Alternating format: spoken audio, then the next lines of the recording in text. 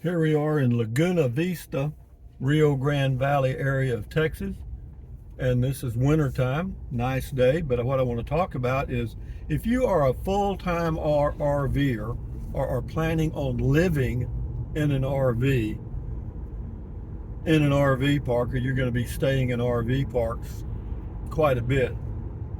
Some of the questions you might want to ask the RV park manager, owner, are these.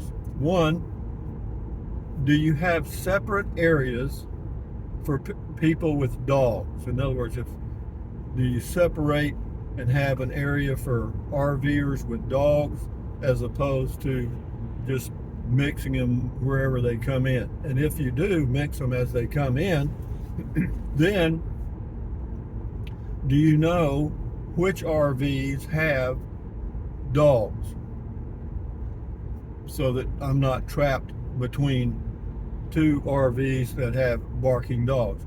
I'm not against dogs, folks. Don't get me wrong. I like dogs.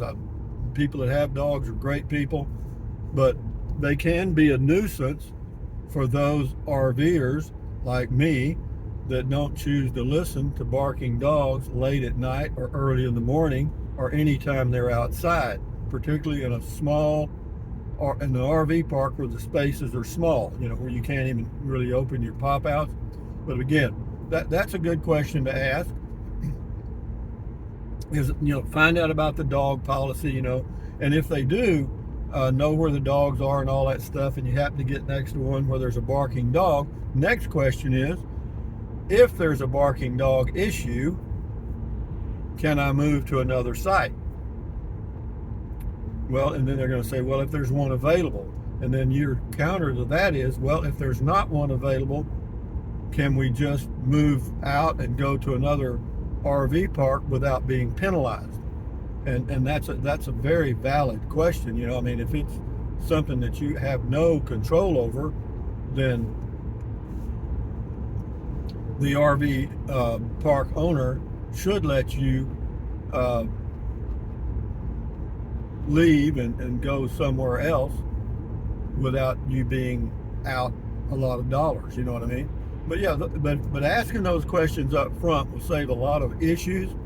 And there's some others you can think of. I could probably think of some more, but I just happen to be driving down through an area in Rio Grande Valley of Texas, and there's a number of RV parks around. And I got to thinking, well, if I was going to go live or stay in an RV park, another one, because I'm in an RV park now, I'm in an RV resort. It's called Tropical Trails, and I've had no issues at all. There are a number of people there that have dogs. A lot. And yeah, we're just going to cruise into this country club area for a drive. Why not? It's a beautiful place. I've been in here before. I went and checked out the golf course here the other day. But it's called what? I don't know. I don't see the name. Well. So we're going to go down Ocelot. This is Ocelot Trail Road. That's where we're headed, right here.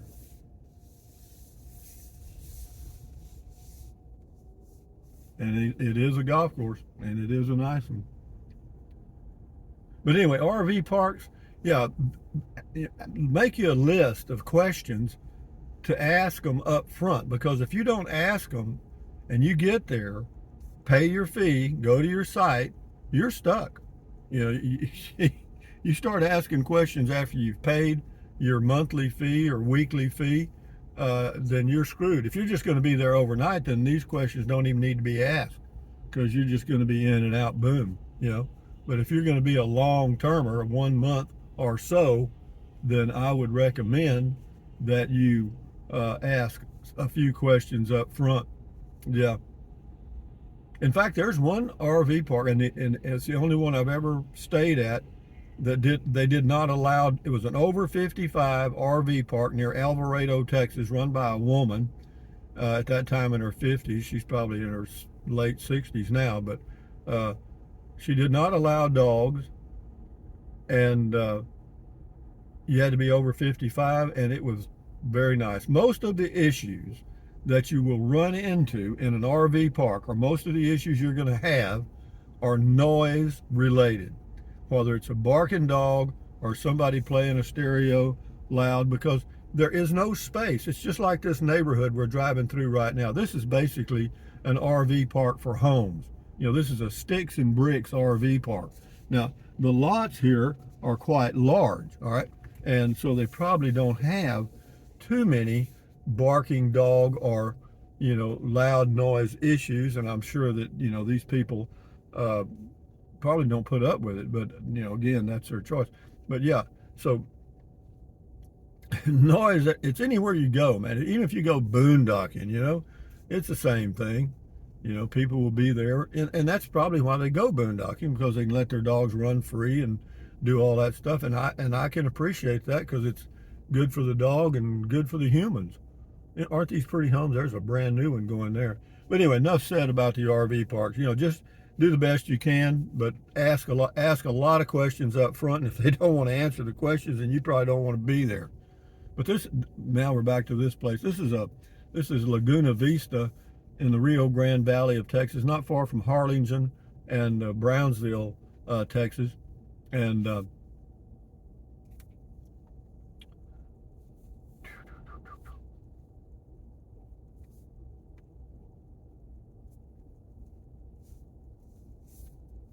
but these are very nice homes. These are, $500,000 and up. I'm sure some of these touch on $1 million or more. But be that as it may, we'll just enjoy this drive through the neighborhood now. This is an RV park for sticks and bricks.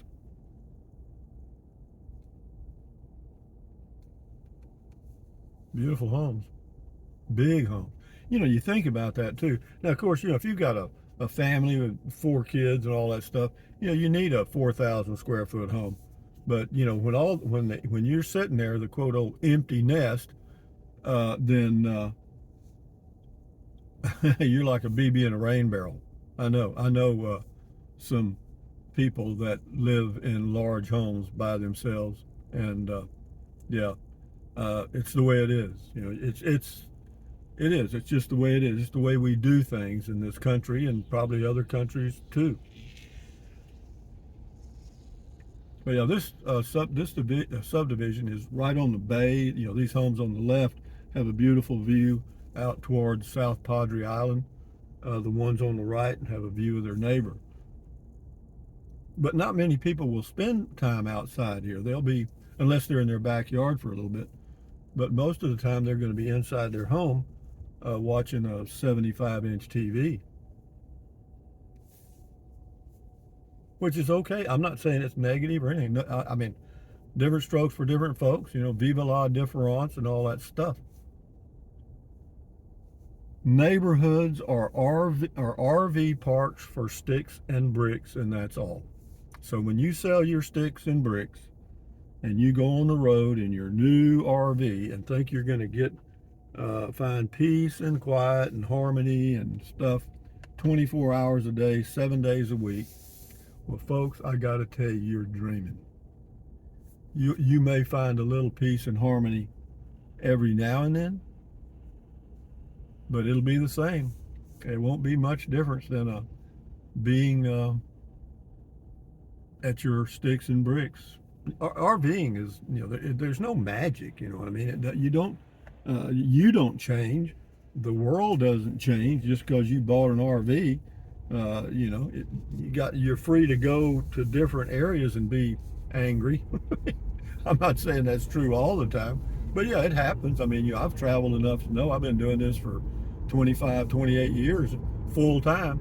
And yeah, I can tell you from experience that there's no, everything that glitters isn't gold. There's no magic moments. Well, there are some times though, when you see a beautiful sunrise, beautiful sunset, and you're out, where there's not many people around, if any, if you're boondocking.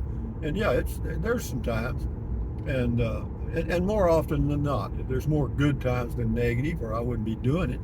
It's addictive in that you've got the freedom to get up and move, and sticks and bricks, you got the freedom to get up and move to another room, but that's it. So guys, from Lago Vista, Rio Grande Valley, Texas, on a nice day, it's 57 degrees, and New Year, hello New Year, and enjoy your life the best you can. But the original point was, if you are gonna live in a RV and do a lot of RV, then I suggest that you ask these RV park owners a few questions before you go. And if they don't want to answer them, you probably don't want to be there. Anyway, guys, thumbs up, carpe diem, adios, bye-bye, buy anything you want. Use the Amazon link, drink plenty of water, stretch walk, stand guard at the door of your mind, drink plenty of water, and enjoy your life the best way you can, guys. You know what I mean? Anyway, adios, guys. Bye-bye.